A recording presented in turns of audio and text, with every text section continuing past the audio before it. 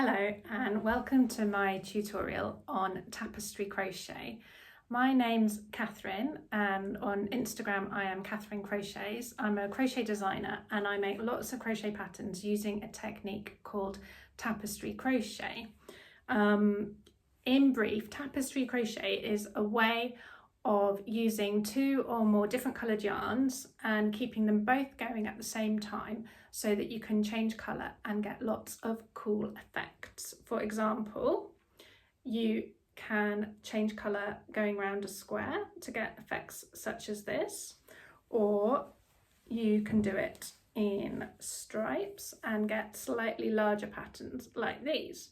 So both of these designs are made with two different coloured yarns, and you carry along both yarns at the same time and use whichever yarn the pattern dictates for a certain stitch to get the required colour. For lots of crocheters, I know that the idea of tapestry crochet can be quite scary, and I've had lots of comments of people saying, oh, I'm not sure if I'd be able to do it or not.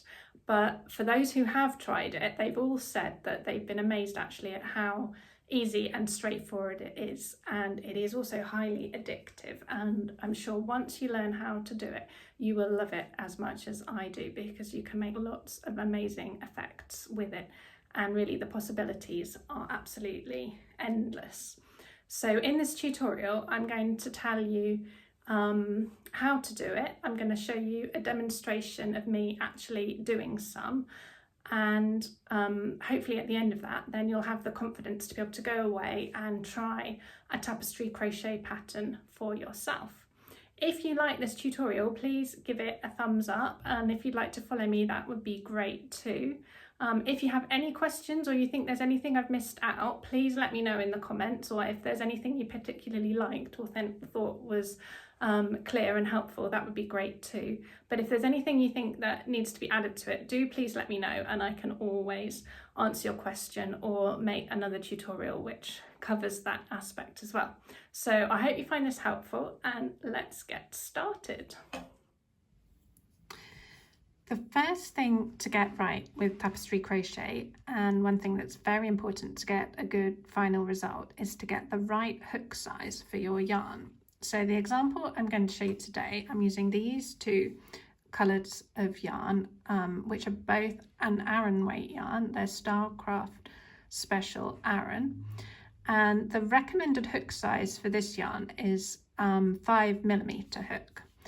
But for tapestry crochet, I always recommend going down a hook size from the recommended hook size, because you want your stitches to be slightly tighter. So I am using a 4.5mm hook for this yarn for this demonstration today. Now the reason you want it to be slightly tighter is because, as I mentioned earlier, while you're crocheting with tapestry crochet, you carry both yarns along as you crochet. So the yarn that you're not using, you cover it up with the stitches of the yarn that you are using. And if your stitches are quite loose, then the yarn that you're carrying along will be more visible, which might not be the effect that you want. So it's good to have your stitches slightly tighter than normal to make sure that the yarn that's being carried along is covered up and isn't visible. It's often impossible to get it completely covered up, and some of the carried yarn does often tend to peep through, and some people can get a little bit worried about this.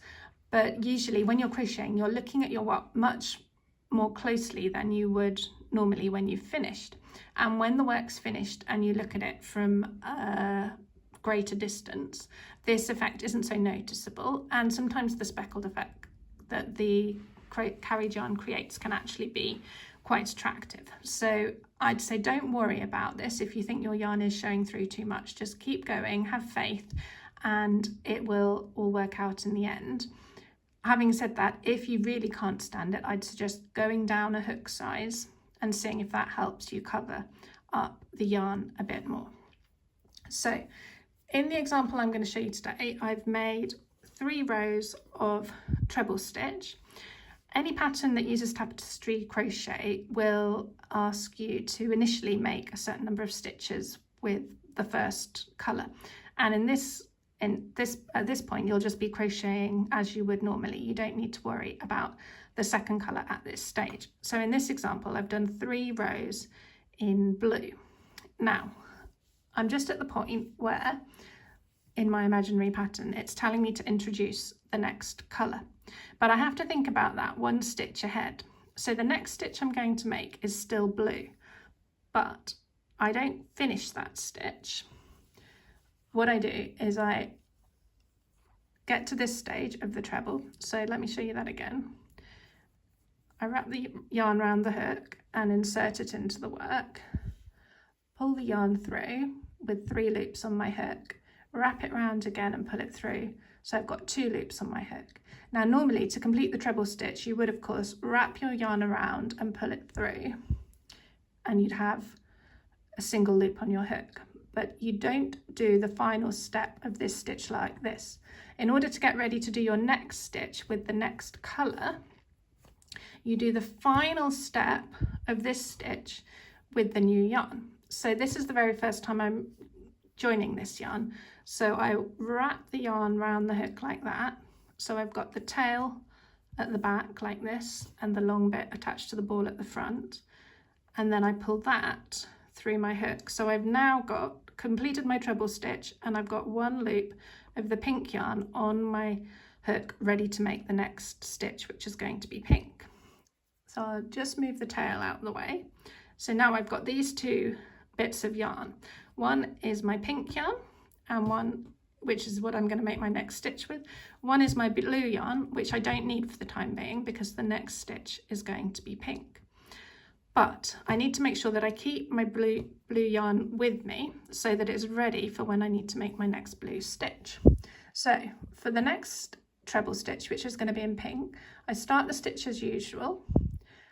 I put the hook through the work like this and then pull it through. And if you watch carefully, you'll see I actually made that stitch over the blue yarn. So the blue yarn is going through the bottom of that stitch. The easiest way to do it is just to make sure that the carried yarn runs along the top of your last row of stitches. So I'll make another one in pink just to show you.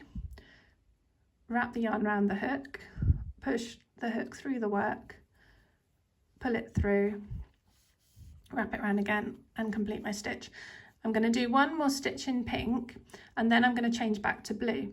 So what that means is that I'm not going to do the whole stitch in pink. I'm going to wrap the yarn around the hook, push the hook into the work, pull the yarn through, wrap the yarn around the hook, pull it through, and get to this point in my treble stitch with 2 loops of pink on my hook. Then I drop my pink yarn and pick up the blue yarn. Now what often happens is while you're doing this, you're covering up the blue yarn, but it might not be completely tight, and sometimes it hasn't in this example, but especially if you've done quite a long run of stitches of one colour, you might find there's some bits of your blue yarn that are bulging out a bit at the back. So I pinch the last blue stitch between my thumb and my finger like that and just give a tug on the yarn to make sure that it's tight. Not too tight because you don't want your work to get squeezed and puckered up, but just give it a bit of a pull to make sure that there's no loops of it bulging out on the back. And then I complete this last pink stitch by making the final part with the blue yarn. So now I've got the blue yarn on my hook ready to make the next stitch. And then I continue in the same way as I did before, but this time making my stitches around the pink yarn like this. So I'm going to make 4 stitches in blue and then change back to the pink yarn. So I've made 3 blue stitches now. Just get a bit more of the blue. And then I'm going on the 4th stitch, which is my last one, I get to this point where I've got 2 loops on my hook, and rather than doing blue for the last part as you would normally, I'm going to pick up the pink yarn and pull it through. But before I do that, I pinch the last pink stitch that I made and pull the pink yarn slightly just to make sure that there's no bulging out of the pink yarn at the back of the work, and then I wrap the pink yarn around the hook, pull it through, and I'm ready to do my next stitches in pink. So I'm going to do 2 pink stitches this time. I'm just making this pattern up as I go along.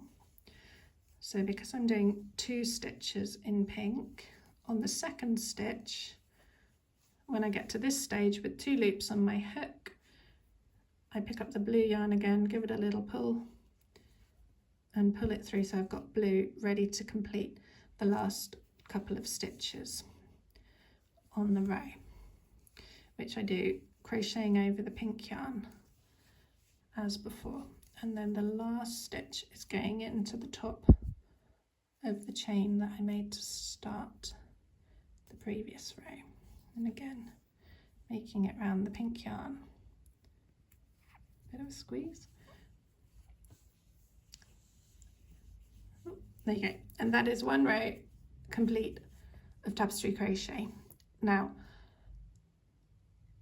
I think if you look very closely, you can of course see a couple of bits of pink showing through there, but if you hold it at a distance you can't see it at all. And likewise with the blue at the bottom of the pink stitches, you can't see that either. And if I turn it over, you can see that apart from the ends hanging out, the reverse is pretty similar. Tiny bit of pink showing through there, but not much at all. And the overall impression is that you've got distinct patches of different colours. Now when you're crocheting in rows like this, you've got your pink yarn ends up, the yarn that's being carried along, that's covered up at the end of the row, ends up at the bottom of this stitch. So you need to get it up a row to start the next row. So to do this, when you make your chain stitches to start the next row, you do it around the pink yarn. Now this normally involves switching over the positions of your 2 yarns so that one overlaps the other, so that you can make your chain stitches. I'm starting each row with 2 chain stitches here around it. So the first chain stitch along the edge of your work carries it up. Now this means if you're doing there and back on each row, you'll have a carried yarn carried up the edge of every other row. Now in all my patterns, for example, and I think in most patterns, this isn't an issue, because at the end you're either sewing 2 pieces, joining 2 pieces of work together to make, for example, a cushion cover, or you add a border to because you're making a blanket, and that covers up any of these bits of yarn that are carried up the side of your work. So then you flip your work round and keep crocheting along, covering over the carried yarn like this. I'm going to do 1 more in blue, and then I'm going to switch to pink. So I get to that point with my blue stitch, give my pink yarn a tug, and turn to pink. And then I'm going to do 3 stitches in pink. I hope you're thinking that you've got the hang of this now. Really the two main things you need to know are how to change colour, which is at the very last step of the stitch before, and that when you make your other stitches you have to do it crocheting over the yarn that you want to carry along, so that you can carry it along to where you need it. The sort of extra tip that I like to do is that when I pick up the next yarn to start crocheting with it again, I give it a little tug just to make sure it doesn't bulge out, and that's particularly useful when you have a long run of stitches all of one colour. So I'm going to switch now, so I'm going to stop at this point with my blue stitch, give the pink yarn a little tug, and then pull it up, ready to do a few more stitches in pink. Now I'm just making this up as I go along with these stitches, this pattern, so I'm just changing colours fairly randomly.